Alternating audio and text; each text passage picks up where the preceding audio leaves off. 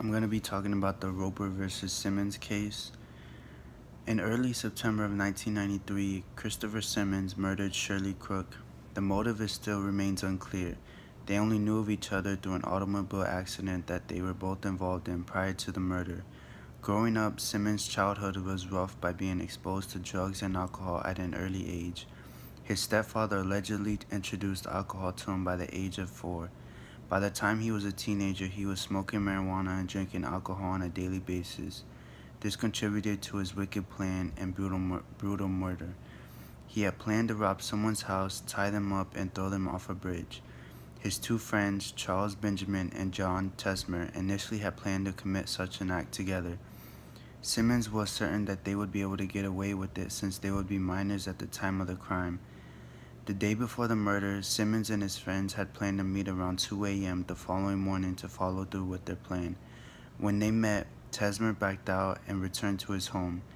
Simmons and Benjamin still followed through with the plan. When they arrived to Crook's house, they entered through a window that was cracked open.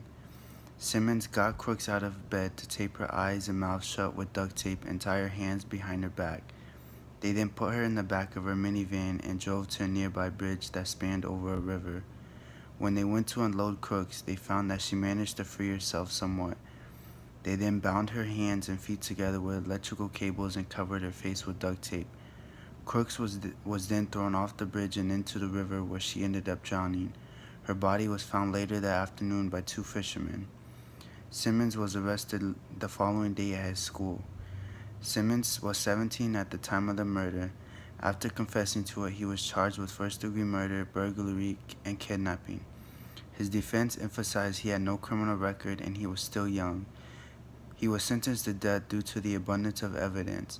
His friend that opted out of the plan got charged with conspiracy but got the charge dropped in exchange for testimony against Simmons. Along with confessing to the murder, Simmons had also gave a videotape reenactment of the crime. After his sentence, capital punishment of a minor raised questions on whether it was considered cruel and unusual punishment, which would violate the Eighth Amendment. Simmons then appealed, and over the following 9 years, the case worked its way up the court system. In the 1989 Stanford v. Kentucky case, the Supreme Court ruled that executing minors 16 and older was constitutional. The Missouri Supreme Court opposed to this by reconsidering Simmons' case and ruling that capital punishment was unconstitutional of minors. They argued that national opinion had changed and that majority of Americans were opposed to capital punishment of minors. In 2004, the case was brought up to the Supreme Court. At the time, Republicans and Democrats supported the death penalty, but a significant fraction of both parties opposed it, and an even larger fraction opposed it of minors. In March of 2005, in a 5-4 decision delivered by Justice Kennedy, the Supreme Court ruled against capital punishment of juveniles. Justice Kennedy referenced research that found that juveniles have a lack of maturity and sense of responsibility compared to adults. The studies also found that they are more vulnerable to negative influences and outside pressures such as peer pressure. They also have less experience with control over their own environment, meaning it is hard for them to leave certain situations due to a lack of experience with control.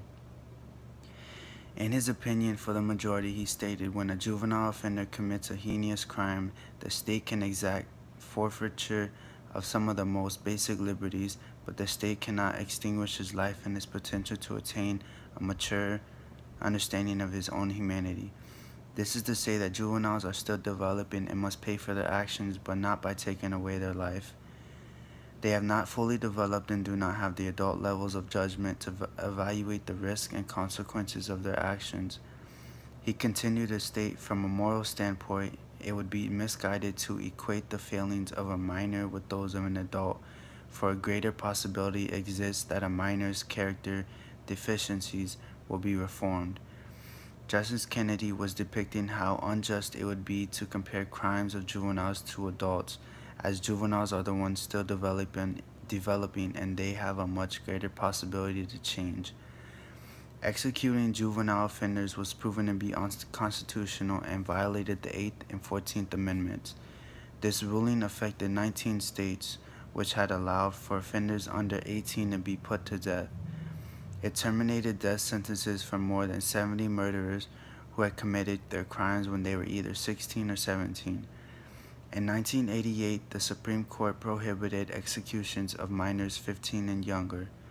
Also, the Supreme Court had explained the inconsistency with which states were enforcing the death penalty of juveniles, along with examining the practices in other countries. The United States stood alone in allowing the execution of minors. They also noted that the death penalty of juveniles violated international human rights laws, including the Convention on the Rights of the Child and the International Covenant on Civil and Political Rights. All in all, this 2005 Roper v. Simmons case was a landmark decision that ruled it is unconstitutional to impose the death penalty for a crime committed by a minor, as it violates the 8th and 14th Amendments. As a result, Simmons' initial sentence of execution was changed to life in prison without parole.